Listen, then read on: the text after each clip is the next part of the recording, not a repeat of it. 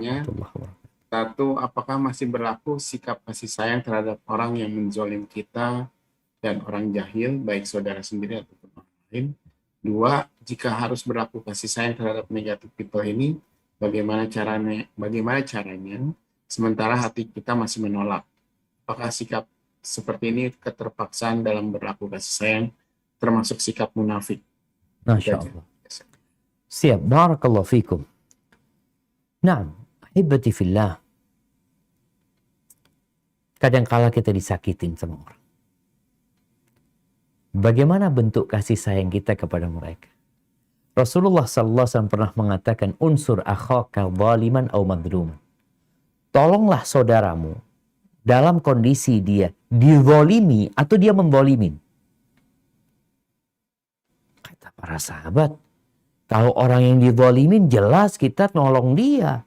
Tapi ini orang zalim, gimana caranya? Bagaimana menghalangi dia dari perbuatan zalim itu? Ini kasih sayang sebenarnya, menolong dia. Bagaimana pelaku kezaliman supaya tidak menzalimi orang lain? Itu sikap kita bagaimana terhadap dia. Kemudian jamaah berkaitan dengan orang yang menyakitin kita. Memang di dalam agama kita diperbolehkan kita ini mendoakan keburukan buat orang yang menzalimin kita. Allah Azza wa Jalla berfirman di surat An-Nisa ayat 148 ya, la yuhibbullahu al-jahra bisu'i minal qaul illa man zulim. Allah tuh nggak suka dengan ungkapan-ungkapan buruk, doa-doa buruk kecuali buat orang yang dizalimi. Wa kana Allahu sami'an alima. Allah Maha mendengar dan Maha mengetahui. Artinya kalau orang ini dizalimin, dia punya hak. Dia punya hak untuk berdoa, ya Allah mudah-mudahan yang menzalimin aku ini mendapatkan hukuman. Bahkan Nabi menyebutkan alaihi salatu wassalam, di antara doa yang dikabulkan adalah doa orang yang dizalimi. Tapi bagaimana sikap kita sebenarnya Ustaz?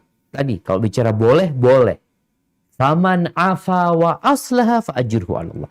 Barang siapa yang memaafkan, kemudian dia memperbaiki.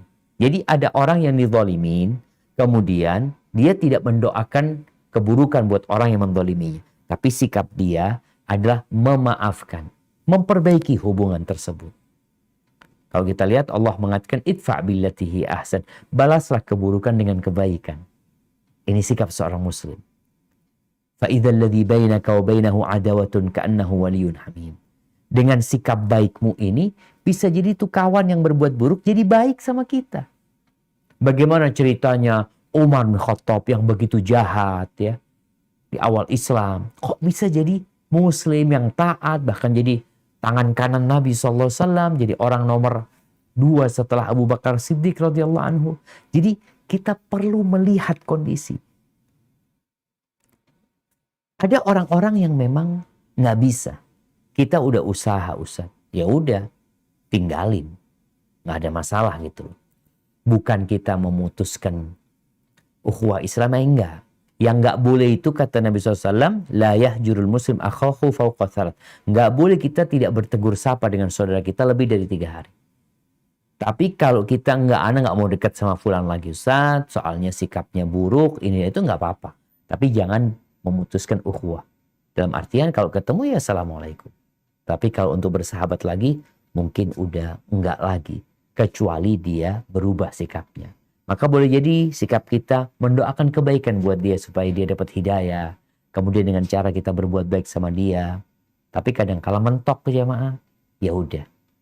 Kita mungkin tetap sebagai saudara sesama muslim, tapi kalau mau urusan bisnis, kita mungkin ditipu, dia utang nggak bayar, ini itu ya mungkin kita udah menjaga jarak. Jadi nggak ada masalah, insya Allah. Yang penting tidak memutuskan. Barakallahu fiik, itu yang dapat Anda sampaikan. Kurang lebihnya mohon maaf. Anda kembalikan ke Dr. Fitriadi. Jazakumullah khair.